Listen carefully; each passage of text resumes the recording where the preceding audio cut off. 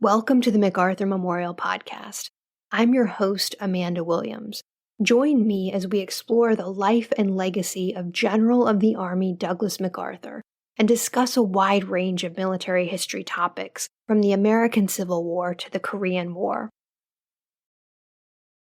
On August 9th, 1945, a second atomic bomb detonated over the Japanese city of Nagasaki, roughly 1,600 feet away from the original Urakami Cathedral. The blast killed dozens inside the cathedral and over 70,000 in the city. The cathedral and its smaller bell were destroyed in the blast. The larger bell survived in the rubble miraculously.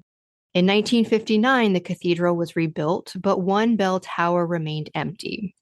In 2023, Dr. James Nolan, whose grandfather worked on the Manhattan Project, had a conversation with a Nagasaki local, Kojiro Moriuchi, who mentioned wishing to hear the twin bells ring again.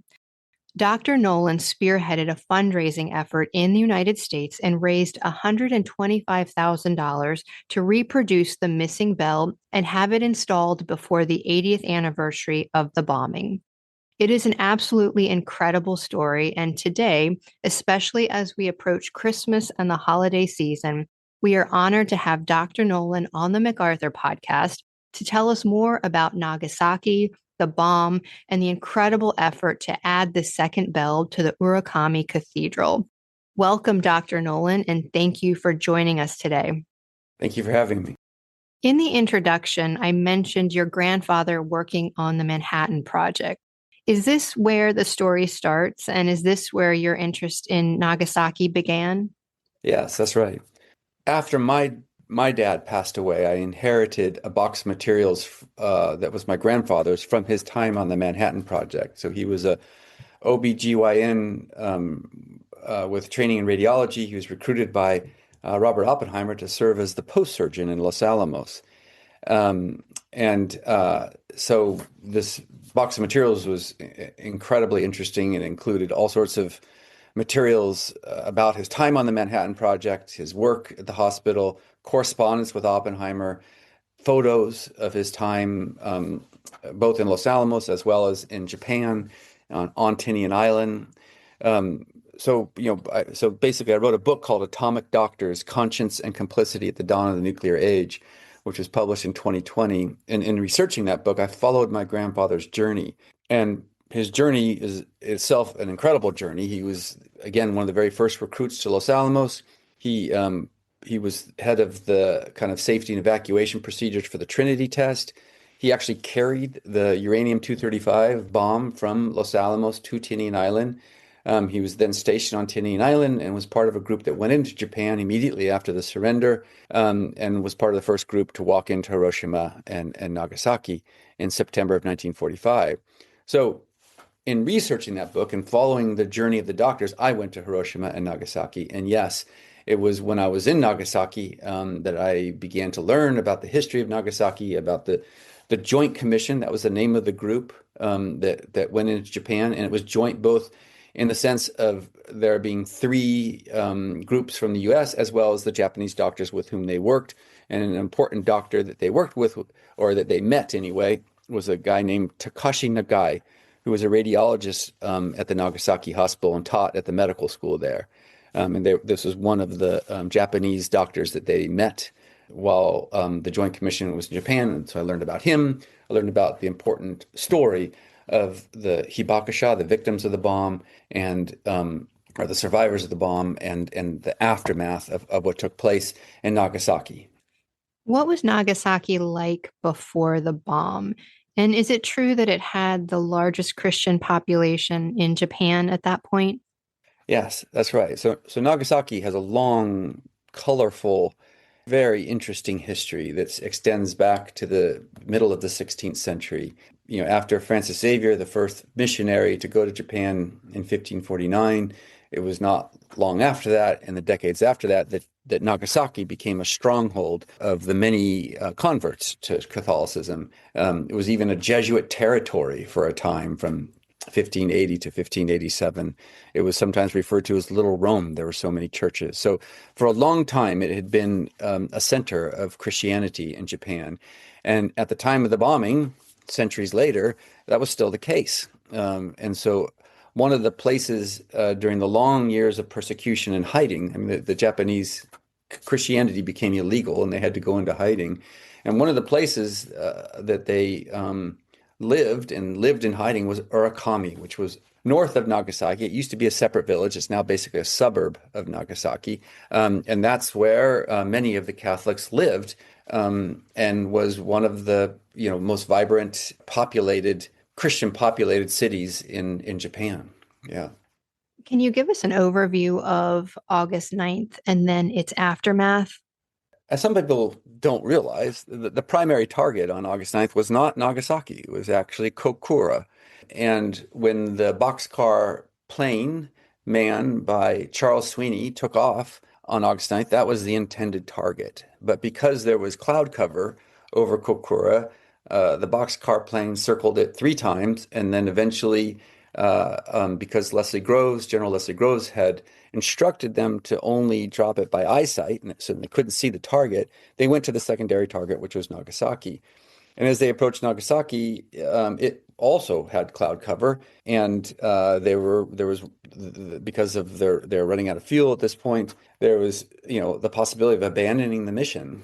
But as they're approaching from the north, the clouds parted. They were able to see the city, and they made a decision to drop the bomb. Now, because of all of that, it was dropped off target by about 1.5 miles. So it was dropped north of the city. It was intended to be dropped in the center of Nagasaki. And as a consequence, it was dropped really on the epicenter of Christianity in Japan. It was dropped near the largest cathedral in East Asia at the time, the Urakami Cathedral, about 650 yards from the cathedral, is about 550 yards from the hospital. And there are about 12,000 Catholics living in the area at the time. 8,500 of them were killed, including 2 priests and about 24 parishioners who were in the cathedral going to confession that morning at 11 o'clock in the morning. All of them were killed. The cathedral was destroyed. And in terms of the aftermath, it was horrifying. And there have been a number of accounts given of what took place, but one of the more interesting ones and important and popular ones is one written by Takashi Nagai in a book called The Bells of Nagasaki. Nagai survived the bomb. He was in the hospital at the time. He was injured by it. Artery on the right temple of his head was severed. But nevertheless, he and some of the other survivors in the hospital then began to care for the victims of the bomb, of which there were, of course, many. And part of the story of Takashi Nagai is both kind of the heroism with which he and others cared for the victims of the bomb.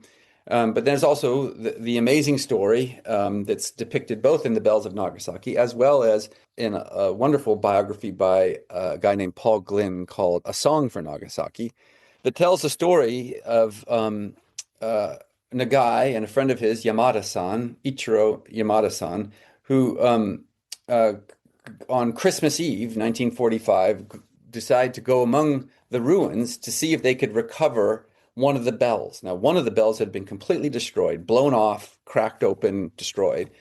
But under a pile of rubble, the other bell tower, the right bell tower, had been kind of pushed into the ground. And they decide on Christmas Eve, they got a group of men, they decide to see if they can dig up and find that other bell. And a group of them did. And amazingly, after basically a day's work of digging, they were able to kind of hoist the bell out of the rubble, and amazingly, it was intact. It was completely intact. And so that Christmas Eve, 1945, they were called Angelus bells, and they rang out the bell on that Christmas Eve, and it was a source. The sound of the bell was a source of great encouragement to the surviving Catholics and to the people in Nagasaki more generally on that Christmas Eve.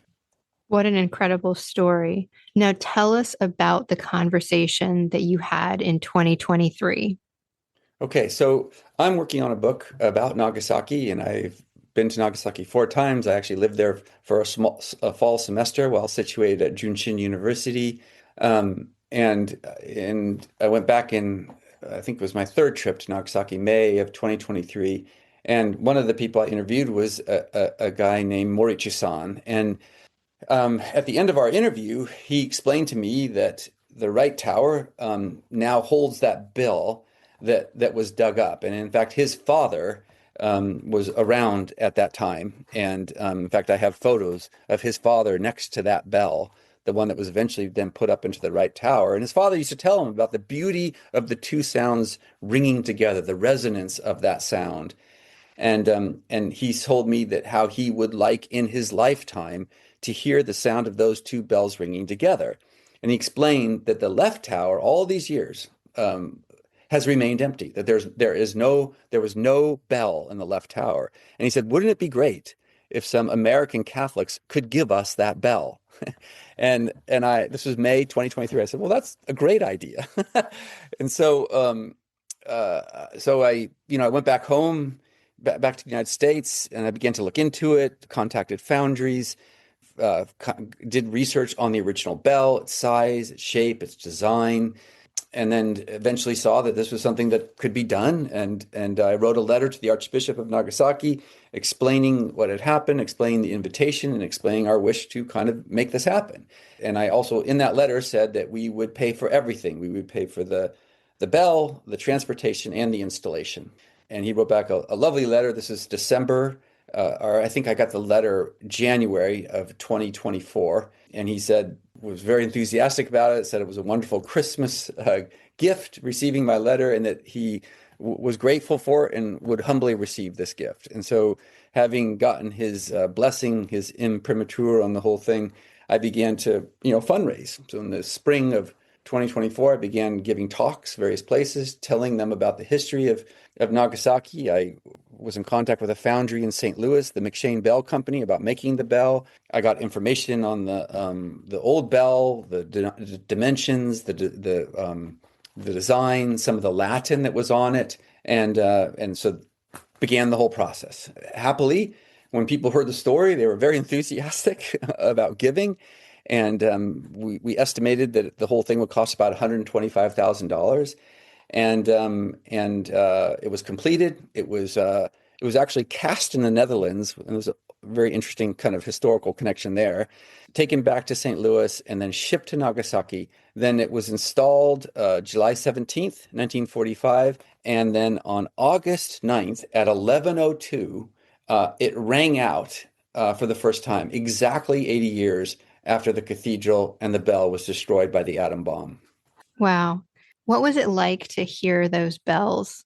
Yeah, it was great. I was with Morichi-san. We were standing together outside, listening to the bells ring at that moment. And I have to say, the thing that gave me the greatest joy was seeing how pleased he was. Here's the man who had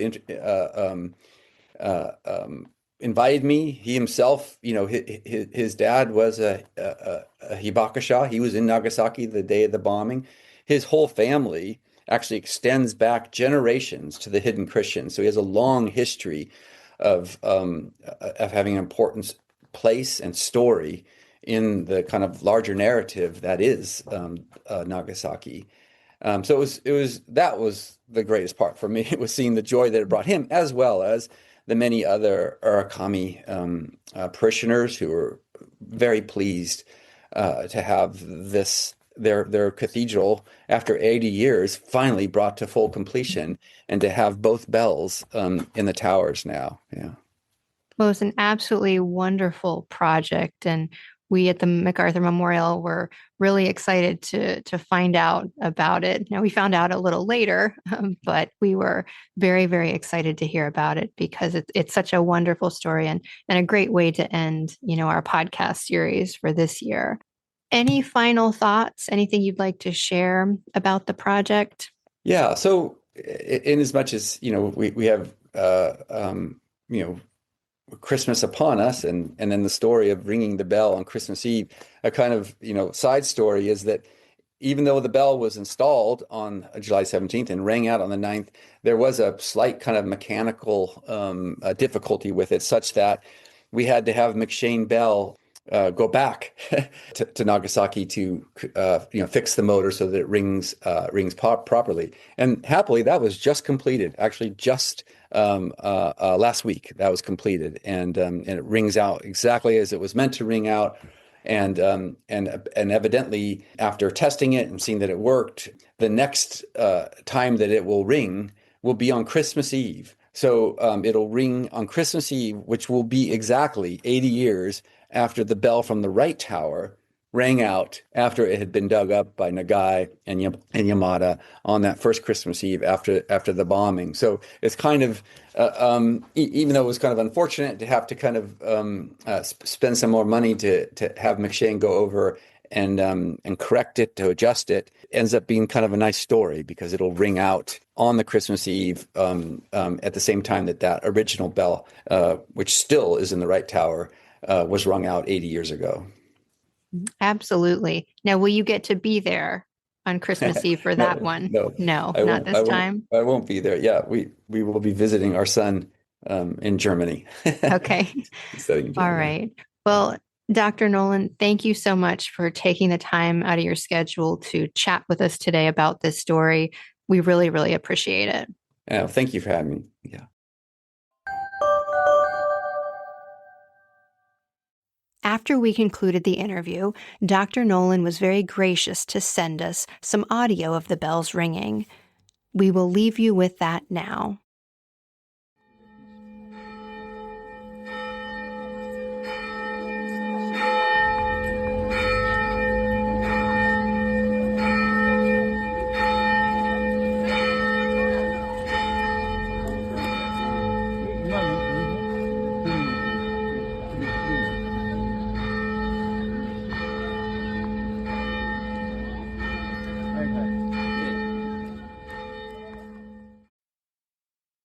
We hope you enjoyed that episode.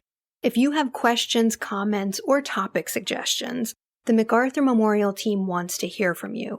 You can reach us at macarthurmemorial@norfolk.gov or find us on X at MacArthur1880 or on Facebook and Instagram as MacArthur Memorial.